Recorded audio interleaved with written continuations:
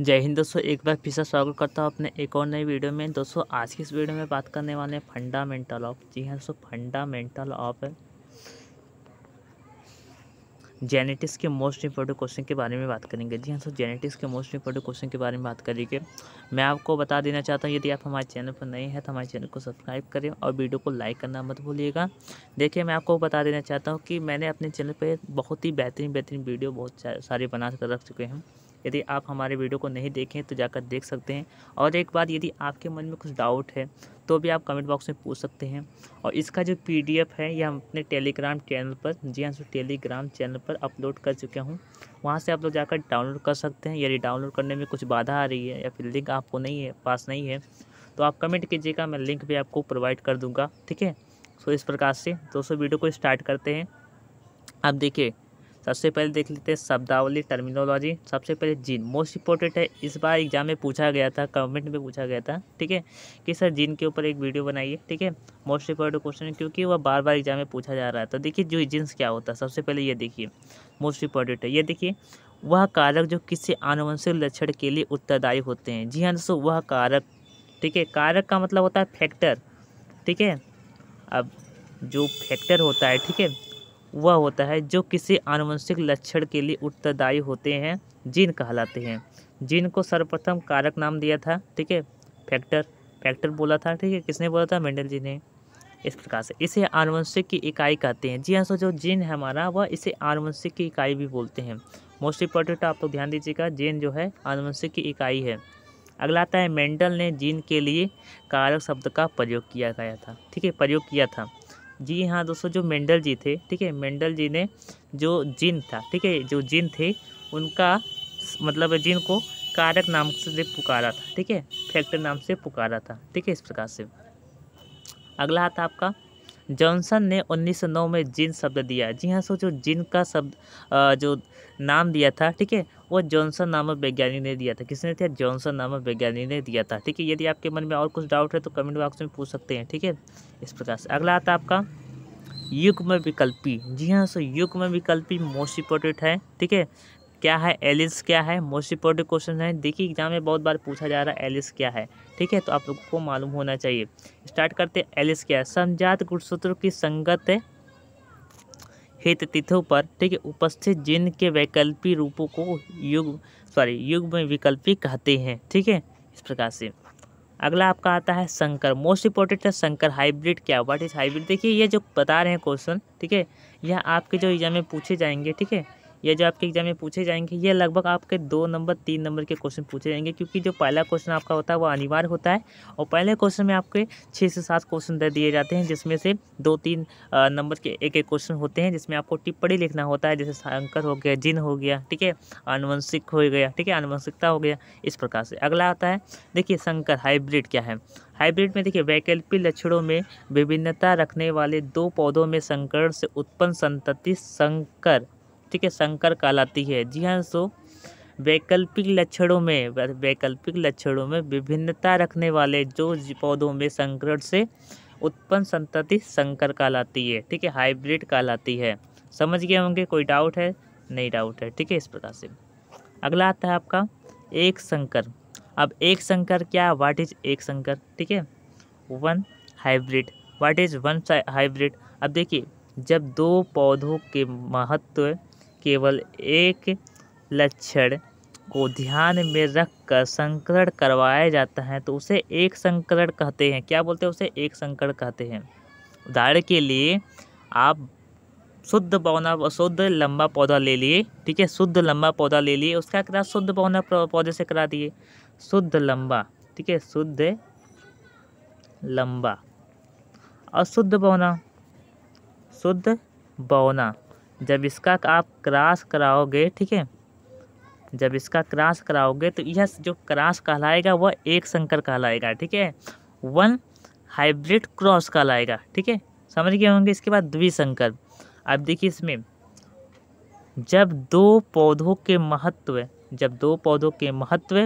2 लक्षणों को ध्यान में रखकर कराया जाता है तो उसे द्विसंकरण कहते हैं। उदाहरण के लिए, TTRR, यानी कि capital TT capital RR multiplication बौना पौधा, ठीक है, इस प्रकार से। अगला आता है व्युत्क्रम संकरण, ठीक है, इसके बारे में देख लीजिए, मोस्ट इम्पोर्टेंट है। जब दो पौधों को नर व मादा के रूप में बदल कर संकरण कराते हैं, नर व मादा के रूप में बदल कर संकरण कराते हैं, तो इसे क्या कहते हैं? तो इसे व्युत्क्रम संकरण कहते हैं। अब इसका कुछ एग्जाम्पल भी देखेंगे, जरा वेट कर लीजिए, थोड़ा सा वेट कर लीजिए बस, ठीक है। अब देख लीजिए, इसके बाद देखिए, सबसे पहले हमारा एक पौधा था, ठीक है, इसमें ए और मल्टीप्लिकेशन बी से हम क्रॉस कराए, ठीक है। क्रॉस कराने पर क्या हुआ? -1 प्राप्त हुआ, ठीक है, क्योंकि माइनस अपोजिट प्लस अपोजिट, ठीक है। तो इसमें इस प्रकार से अब देखिए, ध्यान से देखिए, जब ए मल्टीप्लिकेशन बी से जब क्रॉस कराते हैं तब क्रॉस -2 होता है, ठीक है, क्रॉस -2 होता है, ठीक है। ये हमारा -1 था, ये हमारा -2 होता है, ठीक है, समझ गए होंगे। अगला आता है प्रतीप संकरण, व्हाट इज बैक क्रॉप्स। जब पिछली संतति से क्रॉस कराते, जब F1 संकरण का क्रॉस किसी एक जनक से कराया जाता है, यानी अपने पिछली पीढ़ी से करवाते देते हैं, तो उसे बैक क्रॉप्स या फिर प्रतीप संकरण कहते हैं। समझ गए होंगे। उदाहरण के लिए, जैसे कि यदि कोई पौधा है, तो यदि वो पौधा, ठीक है, एक पौधा है, ठीक है, उसका बीज आप रख लिए, ठीक है, पौधा का बीज रख लिए, उसका यदि आप प्लांटिंग कर दे रहे हैं, ठीक है, प्लांटिंग करने के बाद जो बीज प्राप्त होगा, उस बीज से और जो पहले वाले बीज रखा था, ठीक है, उनका पौधा रख कर, ठीक है, पौधा उगा कर, ठीक है, आप क्रॉस करवा दे रहे हैं उनके मध्य, तो वह क्या कहलाएगा? वो आपका कहलाएगा प्रतीक संकरण या फिर बैक संकरण कहलाता है, ठीक है, क्रॉस कहलाएगा। अगला आता है परीक्षण संकरण, जब F1 संकर का क्रॉस उसके अप्रभावित जनक के साथ कराया जाता है, तो उसे परीक्षण संकरण कहते हैं, इसके बाद अगला आता है लक्षण प्रारूप, मोस्ट इंपॉर्टेंट है लक्षण प्रारूप, एग्जाम में बहुत बार पूछा गया, ध्यान दीजिएगा। किसी पौधों के बाह्य लक्षणों व आकारिकी को लक्षण प्रारूप कहते हैं, ठीक है, इस प्रकार से।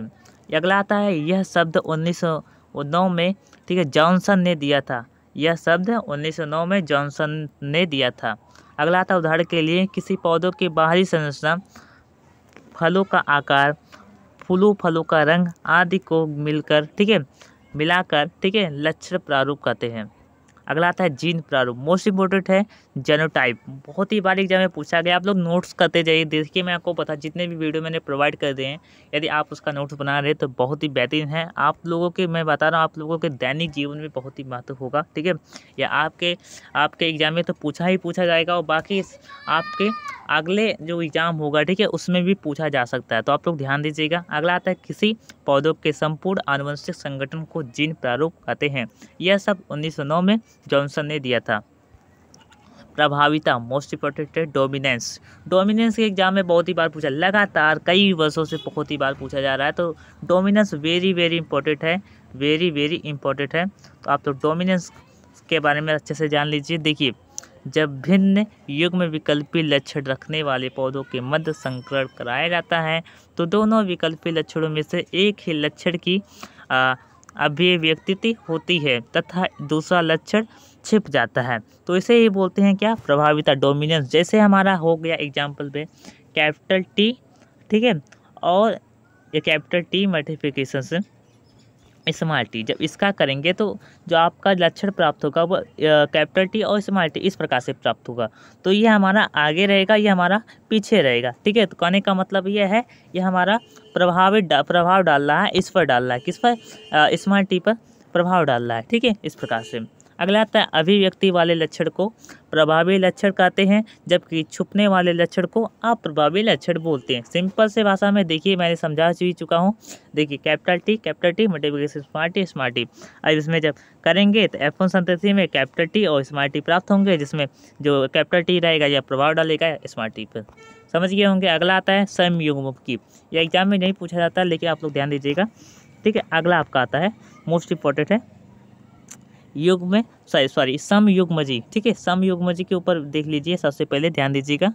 देखिए, जब किसी पौधों में किसी लक्षण के लिए युग्म विकल्पियों के दोनों कारण, ठीक है, दोनों कारण समान होते हैं, तो वो इसे समयुग्मजी अवस्था कहते हैं। उदाहरण के लिए कैपिटल टी और इसके बाद स्मॉल टी और कैपिटल आर और स्मॉल आर, ठीक है। यह शब्द बैटसन ने 1902 ईस्वी में दिया था। कमेंट बॉक्स में बताइएगा कि प्रयोगात्मक आनुवंशिकता के फादर कौन है? ठीक है, आप लोग कमेंट बॉक्स में बताइएगा। इसके बाद विषम युग्मनजी, जब किसी पौधों में किसी लक्षण के लिए युग्म विकल्पियों के दोनों कारक भिन्न होते हैं तो इसे विषम समयुग्मजी अवस्था कहते हैं। समझ गए होंगे दोस्तों, आशा करता हूँ आप लोगों को समझ आ गया होगा। दोस्तों बहुत ही जल्दी नई वीडियो में मिलते हैं। यदि आपके मन में कोई डाउट है, यदि आप किसी और कैटेगरी का वीडियो चाहते हो, ठीक है, यदि आप किसी और टॉपिक का वीडियो चाहते हो तो आप कमेंट करके बता सकते हैं, मैं उसके ऊपर कन्फर्म वीडियो बनाऊंगा। लेकिन हाँ, एक बात याद रखना कि ज़्यादा से ज़्यादा कमेंट करने की कोशिश करें, क्योंकि जब आप कमेंट करते हैं तभी मैं वीडियो बनाता हूँ। ठीक है, तो आप लोग ध्यान दीजिएगा।